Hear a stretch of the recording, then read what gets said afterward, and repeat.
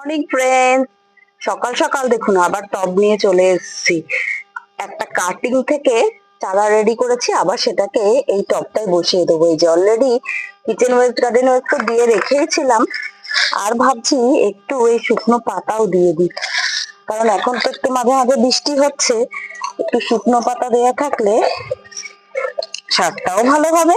আর যেহেতু এখানে একটা আকন্দ গাছের কাটিং থেকে চারা রেডি করে বসাবো, সেহেতু অত তো খাবার চাহিদা নেই আকন্দ গাছের। তবে একটা ঘটনা আপনাদের সাথে শেয়ার করি কাজটা করতে করতে, দাঁড়ান। এই যে আগে একটু নিমখোল দিয়ে নিই, তারপর বলছি। অ্যাকচুয়ালি যখন আমি প্রথম বাগান করা শুরু করি, আমি তো একটু ভোলানাথের ভক্ত, তো জেনারেলি আকন্দ ফুল গাছ বাড়িতে করবো এরকম একটা ব্যাপার মাথায় ছিল। আর আইডিয়াও তখন একদমই ছিল না সেভাবে।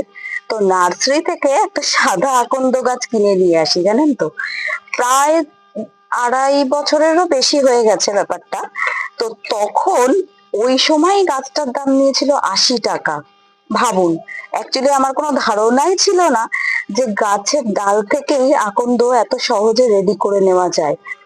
তো তারপর বাপি শোনার পরে খুবই বকাবকি করলো, বলছে আরে এ তো আগাছার মতো হয়, তুই এগুলো এত টাকা দিয়ে কিনে এনেছিস।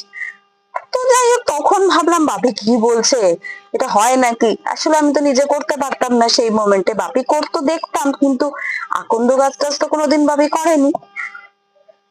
তো তারপরে আর কি নিজেই ওই গাছেরই একটা ডাল একদিন ভেঙে গেছিল, তো সেটার থেকে নিজেই চারা রেডি করে বুঝলাম যে হ্যাঁ, খুব ইজি ওয়েতেই হয়।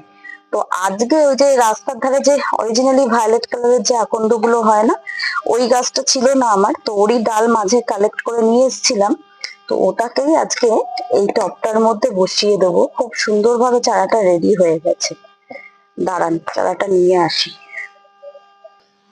এই যে দেখুন, আকন্দ গাছের ডালটার থেকে চারা হয়েছে, দেখুন কি সুন্দর শিকড়টা হয়েছে, দেখুন। আর গাছের পাতাগুলো কি সুন্দর বেরিয়েছে। তো তাই ভাবলাম এটাকেই আজকে সুন্দর করে রিপোর্ট করে দেওয়া যাক। রিপোর্ট তো ঠিক না, গাছের ডালটাকেই সুন্দর করে এই টবের মধ্যে ভালো করে বসিয়ে দিই।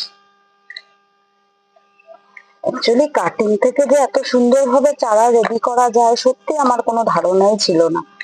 তো তারপর যখন থেকে আমি শুরু করলাম এই ব্যাপারটা, এখন তো মোটামুটি জানেন তো, যেখানেই বেরোই একটা কাটার কিন্তু আমি সাথে নিয়ে যাই। এবং এইভাবে আমার বাগানে প্রচুর কালেকশন বেড়ে গেছে কিন্তু ফুল গাছের। তো যাই হোক, যদি আমার ভিডিওটা আপনাদের ভালো লেগে থাকে, অনেক অনেক ভালোবাসা দিয়ে আমার পাশে থাকবেন। আর হ্যাঁ, চ্যানেলটা সাবস্ক্রাইব করতে